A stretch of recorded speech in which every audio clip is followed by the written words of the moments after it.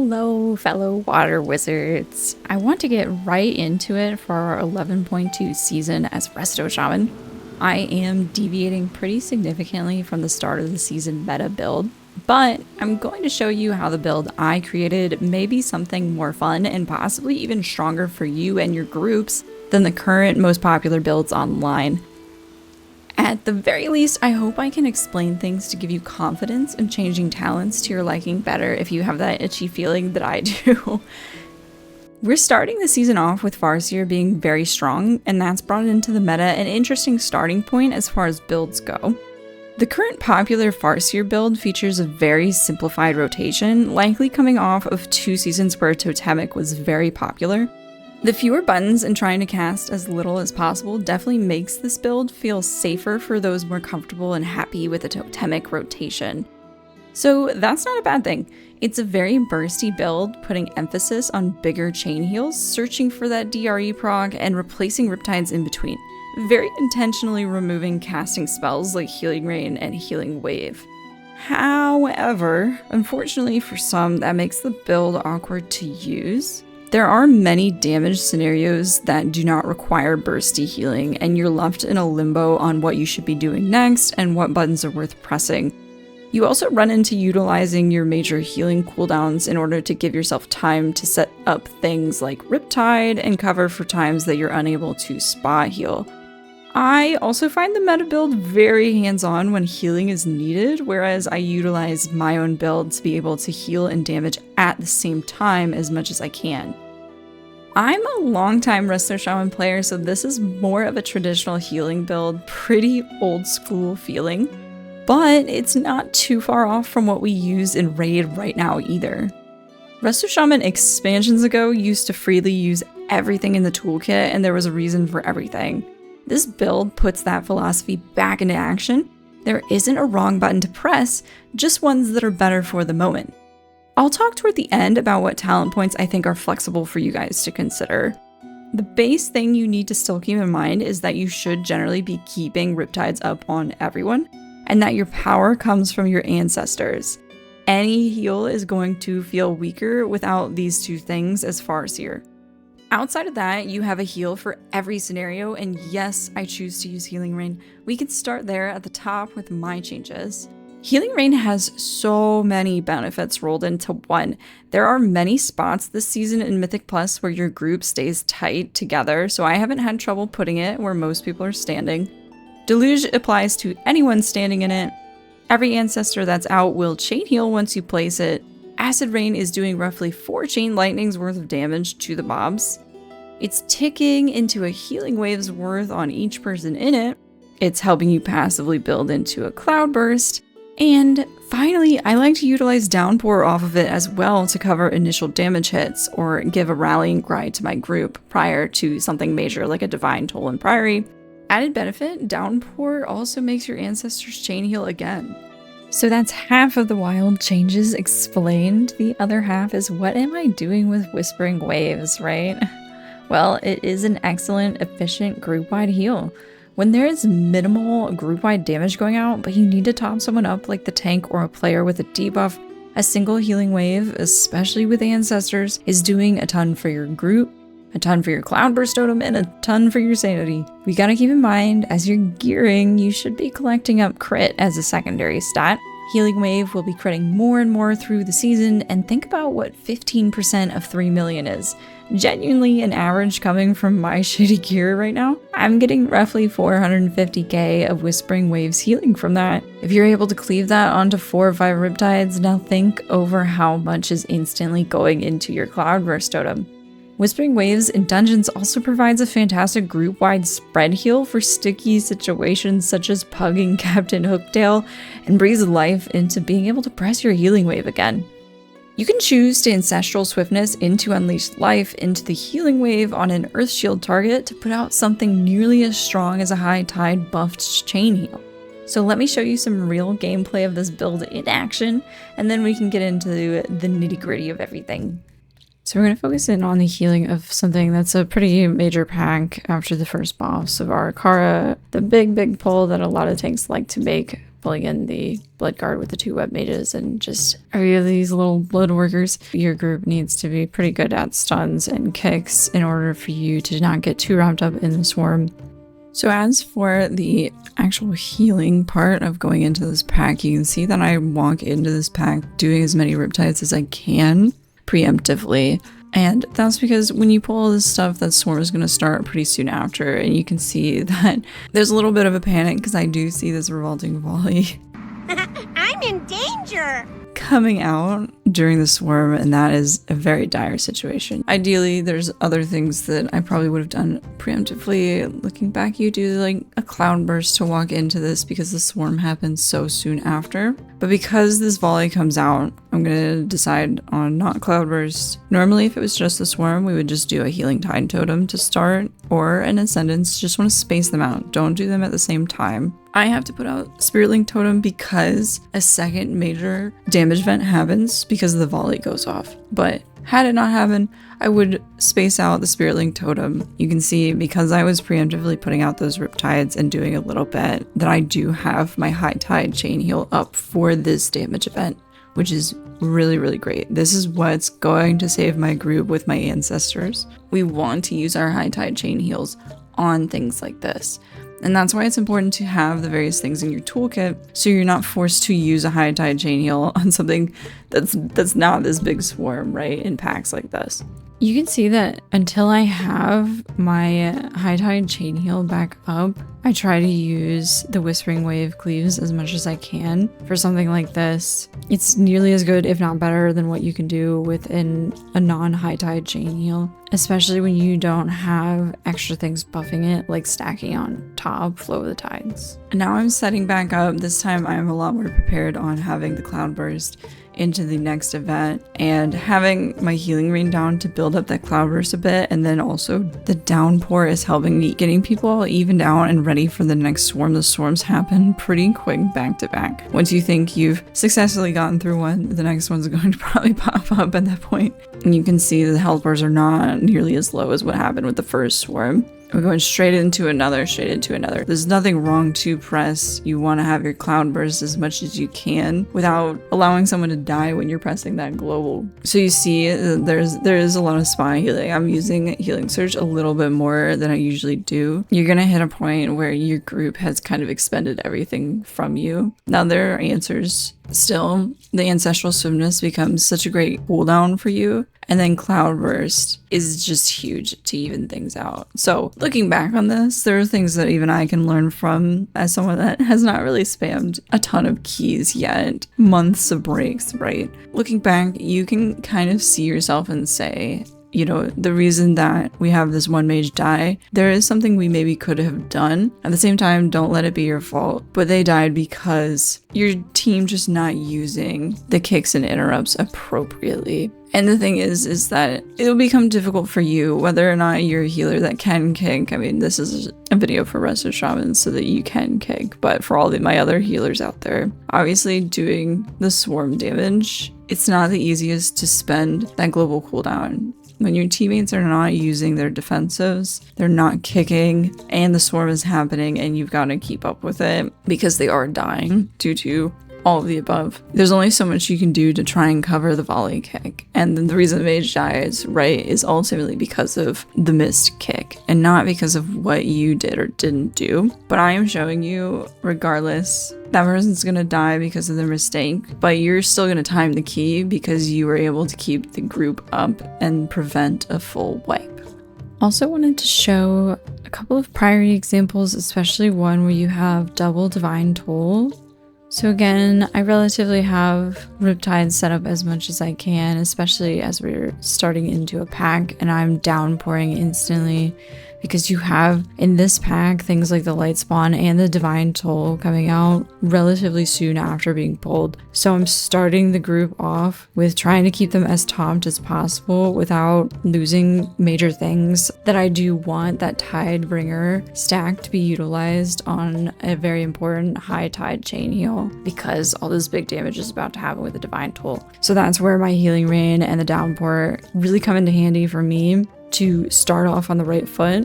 And then Very similar to the Ara Kara pack, I'm starting with that Spirit Link. The first wave of things is kind of the worst part, and you want to give your group a chance to do some priority damage and get a few mobs down. I would just use something. Use your major cooldowns, right? And we're setting back up our Riptides. We're gonna have to use Ascendants because people are kind of going crazy. We kind of got the Purifications coming out, and then that Divine Toll doubling up. And then you can see that priority spot healing using Healing Wave. You can see how that Healing Wave was really helpful in getting through the affix of this week too. Like this one was really big, Whispering Wave cleaves right there. And it just feeds into itself. You're getting these big Whispering Waves, but because of the weaving that you're doing between different heals, you're getting that high tide chain heal relatively often. And you can just see these really big heals going out that we're healing for almost 70% of someone's health. Another common one that I know a lot of people struggle with is that mini boss before the last boss. It is a lot of taking damage, and hopefully if your group is very good, you can maybe pull it with an extra pack, but it's not super fun to do that, especially with a light spawn, right?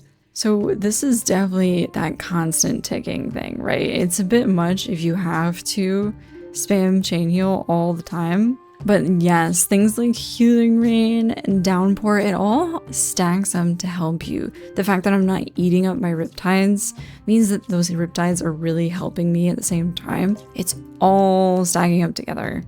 And then it all builds into a really nice Cloudburst that just keeps me on top of things and kind of resetting everyone's health bar as if we just pulled it to the start.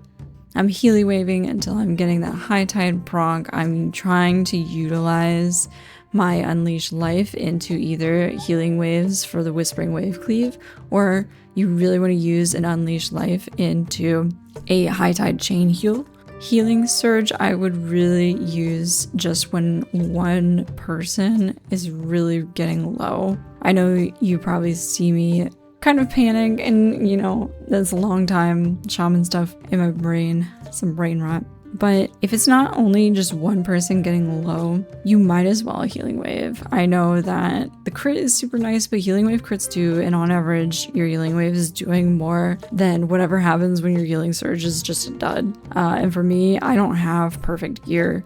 A lot of us don't have perfect gear. I'm not necessarily critting on every single Healing Surge. So interweaving, group healing, and putting out Riptide, and then group healing. And you can see just how much everything builds that Cloudburst totem. You got the Healing Wave. That boosts another like 3 million. It's building and building. It's so good. It's good stuff.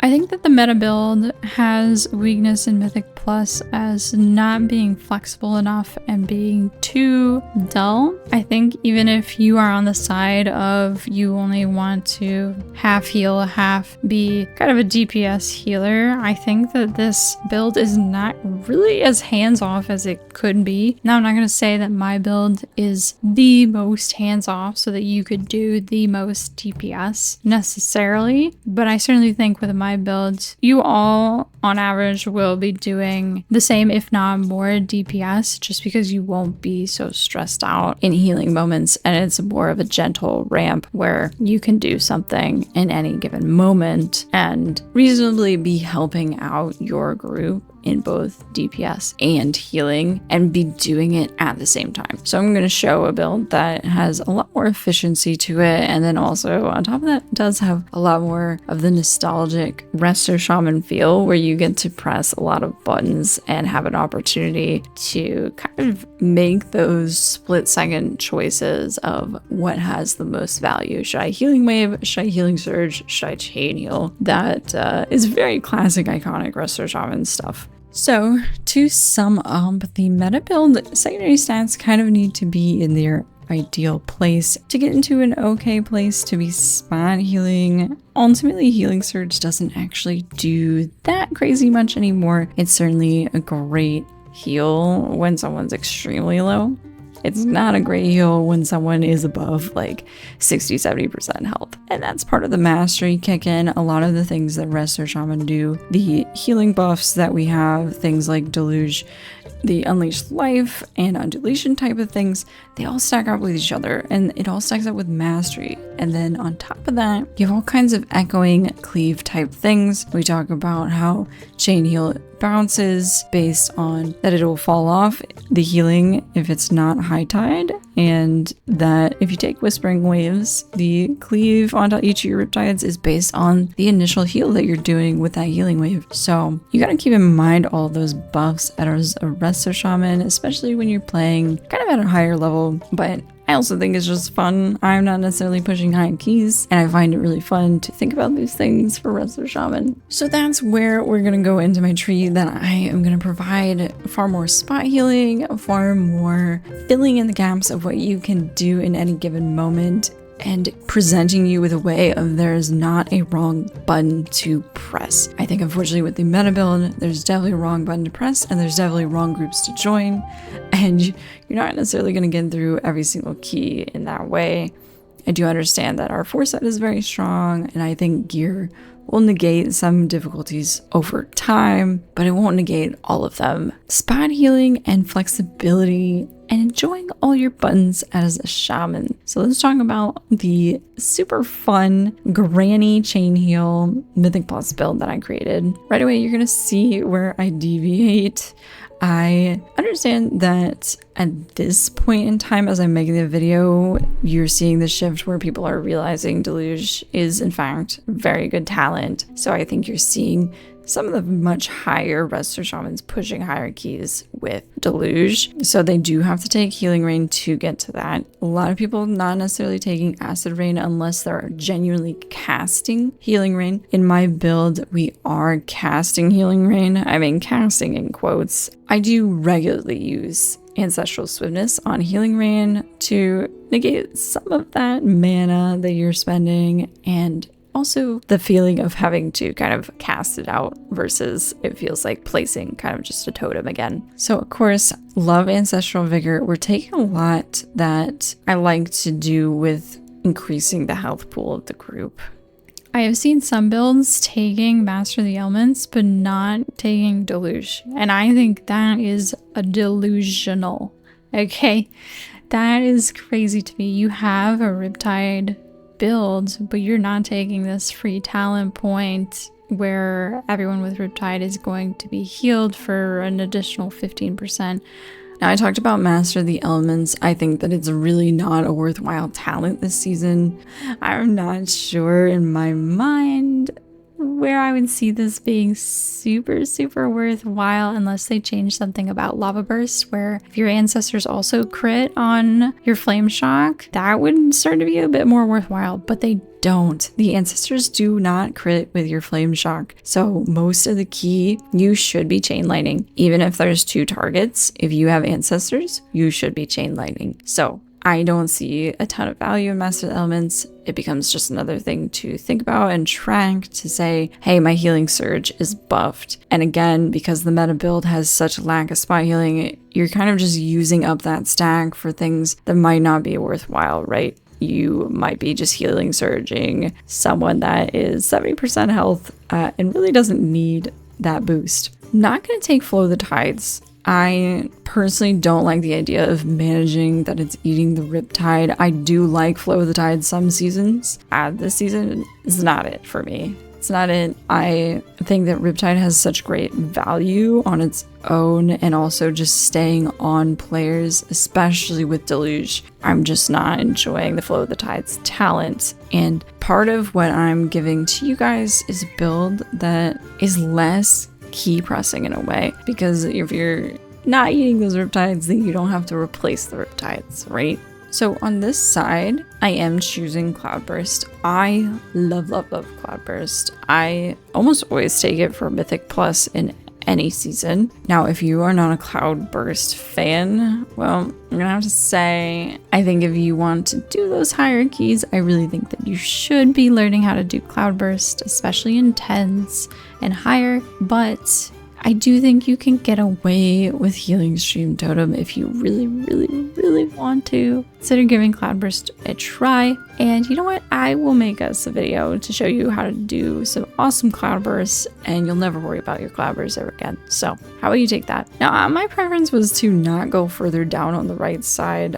Of course, we're going to take Earth Living Weapon, very valuable with the fact that, I mean, it has a chance with all those Riptides to stick onto someone. So you might as well take it. It does do a lot of healing over the course of a key. So let's head back to the middle. Of course, we're going to take some of these middle talents. Now, I'm going to tell you why I do not take Current Control. It's reducing the cooldown of Healing Tide Totem, but in my mind, we don't really need it. In my build, we're kind of using up those tidal waves a lot more than probably is what's happening with the meta build. Because we are eating tidal waves, we have another talent, right? The Water Totem Mastery. Consuming the tidal waves is going to reduce the cooldown of some of those totems. So I find not entirely necessary with my build, and that there is so much healing with your ancestors that we do not have to spend that talent getting that meager 45 seconds. And Mythic Plus has so much downtime while you're walking between packs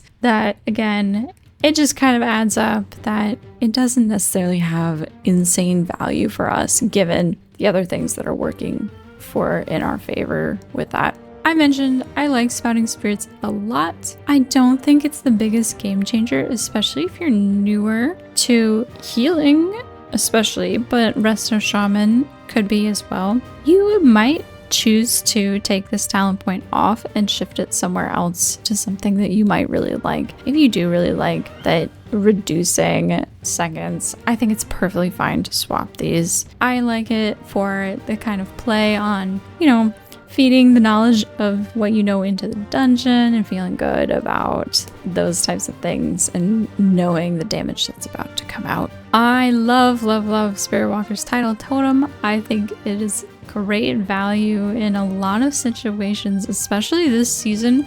I mentioned some of your harder moments in Mythic Plus. Spiritwalker's Tidal Totem completely answers some of those difficult moments. When you're in the Ara Kara key and you're going up against those beetles and your tank pulls just everything, you know, they're not necessarily thinking about your group comp in a pug, right? They're not necessarily thinking about how many kicks do we have, how many stuns do we have. The beetle is doing group-wide damage. At the same time, you have Nerubians sending out web bolts that people are either missing, they're just not getting kicked, right? You have both happening in a lot of scenarios in this season. Significant group damage, but also if someone's getting targeted and hit and you need to spot heal, Spiritwalker's Tidal Totem is going to allow you to do that immense spot healing. It's going to feel great to do it. The healing surges instant, so you're really able to weave whatever you want to do and you hold on to it for 30 whole seconds. That is most of the time you're going to be in the mob pack. So say you don't necessarily need it right away and you're letting your Healing Tide Totem tick, that's completely fine, and you just have that there. You're doing damage, and if you need a spot heal, instant, and then you go back to doing more damage. This is the main time that I'm healing surging outside of that someone's getting super low. You know, you do kind of have to shift your mindset, and it's something that we all still practice as much as I'm experienced. Each season is slightly different, so you have to kind of shift things that occasionally, realistically, your Riptide might do more healing than a healing surge when someone is super low at 20% health, 30, anything below that. I still kind of decide to healing surge, even though something like Riptide may work just as well. But again, outside of this, I really don't find myself trying to healing surge too much. I really do love Healing Wave. That we'll talk about that as we get to the bottom. So a lot of the other things that I have here are pretty commonly taken. You're right, we go down the Ancestral Vigor and we have Whitewater, of course, Torrent, you gotta take it.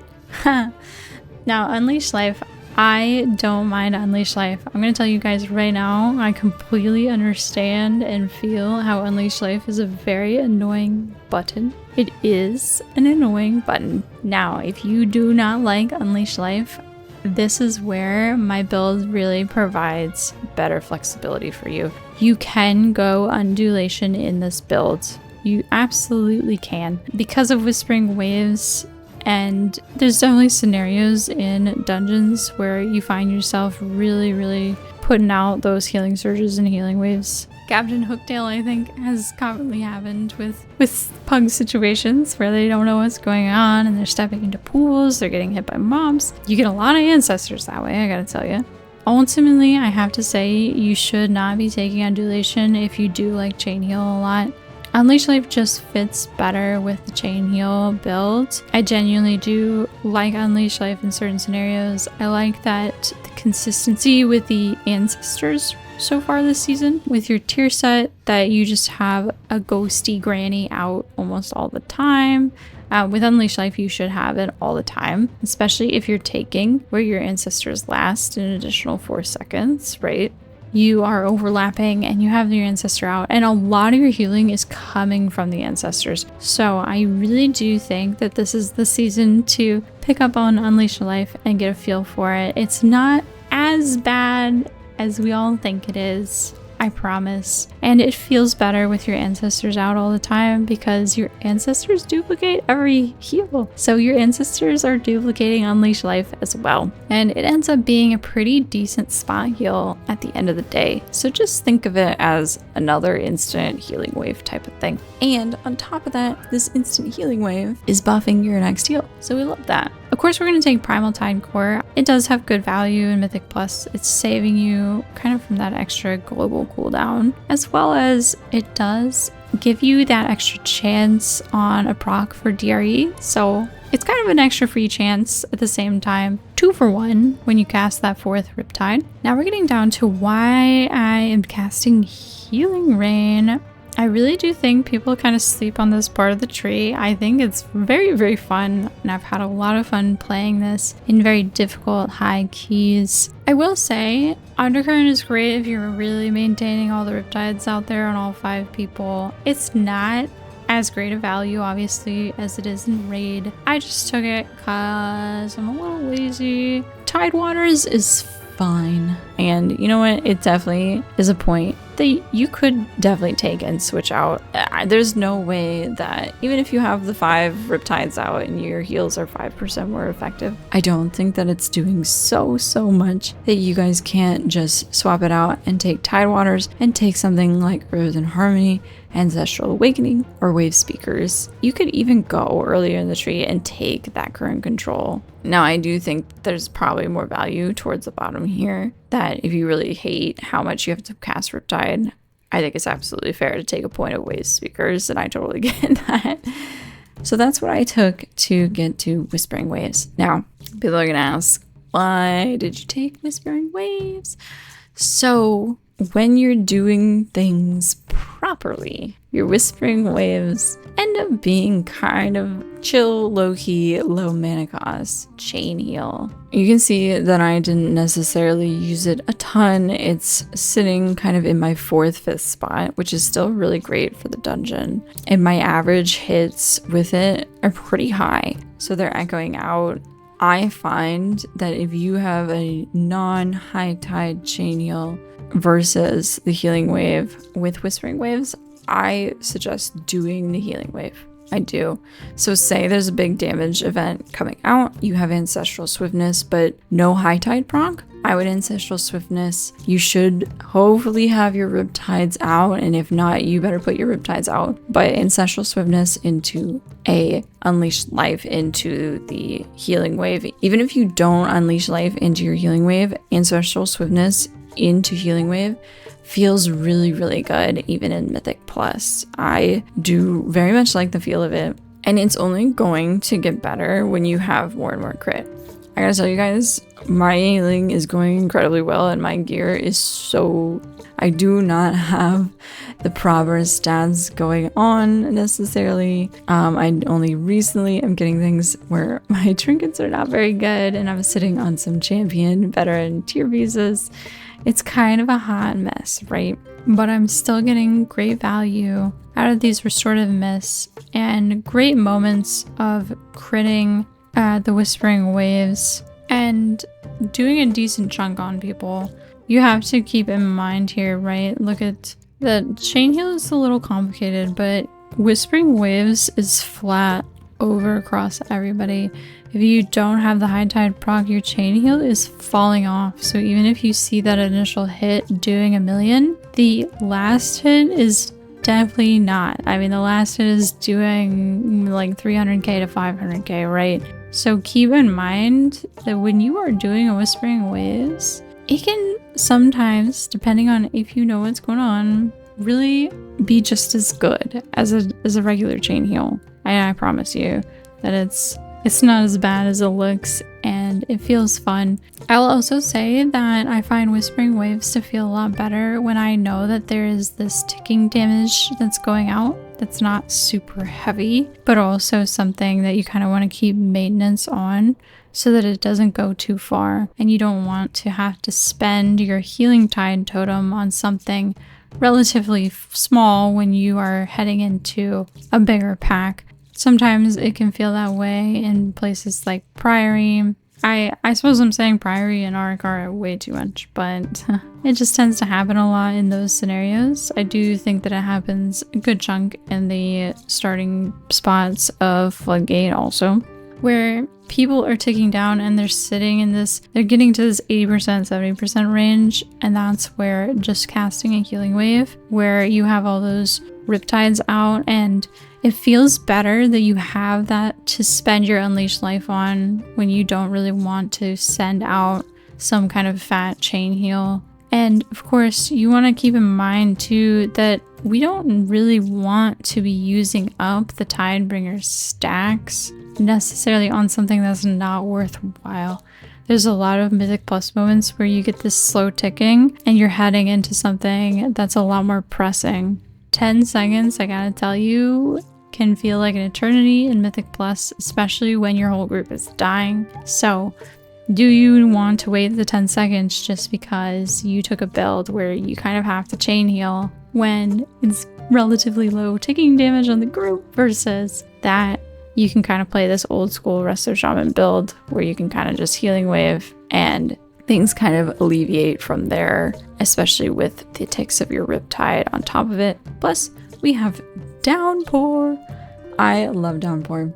Now with Downpour to me becomes this little mini cooldown in Mythic Plus. So not only do you have your Riptides out, and as you're giving them out, you know, you've got people going with Ancestral Vigor, and especially because you should be channeling healing relatively regularly, you're boosting people's health all the time. However, Downpour is a lot more easier to really specify that time period. Again, there's all these things to consider when you're trying to put Ancestral Vigor out on people. You're wasting tidal waves if you're just going to use up all your Riptides, and if you're wasting tidal waves, then you're not reducing the cooldown of your much more powerful totems. Again, chain heal, you don't necessarily want to accidentally expend every single Tidebringer stack just to put out Ancestral Vigor and just to heal, you know, people sitting at 90% health. So that's where it gets to be a lot more helpful going into certain mechanics with your Downpour. Most dungeons don't have the entire group sitting off into nowhere. It's not as common for everyone to have to spread. There's certain dungeons where I can see that happening, but also even within dungeons like Floodgate, people can't go very far in a lot of scenarios. In Floodgate, the first couple bosses, I would say actually all the boss areas are pretty tight. The boss with the bombs, it would be a nightmare to try and put healing rain, but the other bosses, everyone is standing relatively together due to the mechanics. Also, that they have to, on the mob packs, kind of bait those saws. So you do have people standing together in a lot of times, a lot of places. Even on its own, Downpour really, it's a rallying cry. People go back and forth on it if rallying cry is great, but you know what? Rallying cry is fantastic for you as a shaman. I'll tell you that right now. It is great. It's great combinations with things like Spirit Link, where you're sharing the health pool. If you think about it, Downpour, for a lot of people, you are giving them an extra, 3 million health, 2 to 3 million potentially, right? I mean, tanks even more.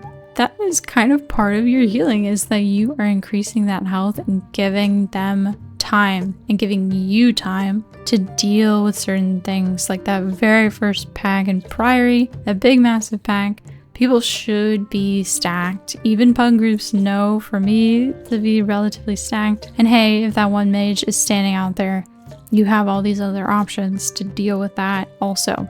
But Downpour is going to help the people that are smart and know where they're standing. And especially that it's going to help your tank a lot. Now keep in mind too, your ancestors are doing so much healing. I think a lot of people don't realize when you put out Healing Rain and when you press Downpour, your ancestors chain heal both times. Not only are you getting those values out of Healing Rain, where it's much easier to keep up things like Deluge, and also that you're giving them this health, but you can head into the Healing Rain with your Ancestral Swiftness and have those big ancestors. And like scenarios where you're heading into the first Priory pack, which is really scary, you can instantly put that Healing Rain down and have instant ancestor chain heals happening. And then you Downpour and it happens again. And you're not too caught off guard or frazzled or not catching up enough with, do I have my Riptides out, eating them with Flow of the Tides. That stuff is down. It's going to be down there for seconds, 10 seconds. And if you take Acid Rain, it's helping out with the damage and the ticking to get those mobs down faster. And now you're kind of hands-free, right? So this build has a lot of these instant type of scenarios. You have the instant healing surges. Downpour is an instant button when you need it during the duration of the Healing Rain. And all of these things are allowing your ancestors to also cast on your group. So you can head into the Priory pack, Ancestral Swiftness, put the Healing Rain down and be casting plenty of Chain Lightnings during that time and getting all of that value where you are healing and DPSing at the same time. Now, ideally, obviously, that you've put your Cloudburst down before you put the Healing Rain out. And that's where a lot of the extra value comes from, is that you are not the one that has to do all that healing to build your Cloudburst. Your Healing Rain is working for you by your side. Now, it does require some of those classic Resto Shaman skills of understanding where people are standing and making sure you're getting pretty decent value out of it. I know it's a common complaint that nobody stands in Healing Rain. I will say, however, it's all the same as a lot of other classes have to deal with, that you'll eventually learn to time it and know where people are generally standing and still see the value in if at least 2 or 3 people are standing in that Healing Rain.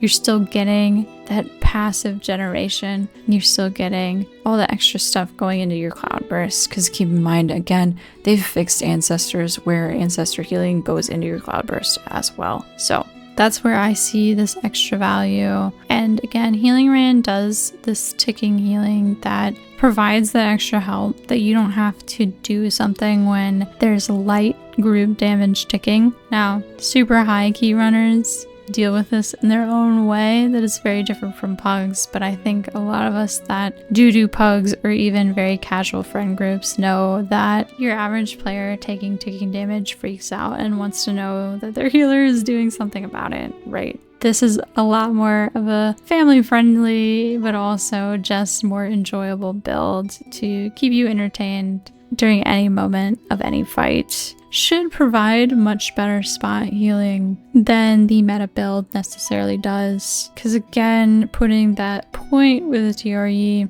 you are putting a lot of points away from all the stuff that I talked about where you can definitively do something for your group and know in the exact moment that you are going to do something for them. I hope that you enjoyed all of the Resto Shaman discussion, and I hope you like and subscribe for more. I am so excited to keep talking about Resto Shaman. It's my favorite spec in the entire game. Feel free to ask me any questions or thoughts or something you'd like to see in the game with Resto Shaman. I'm so happy to talk more about it. Until next time.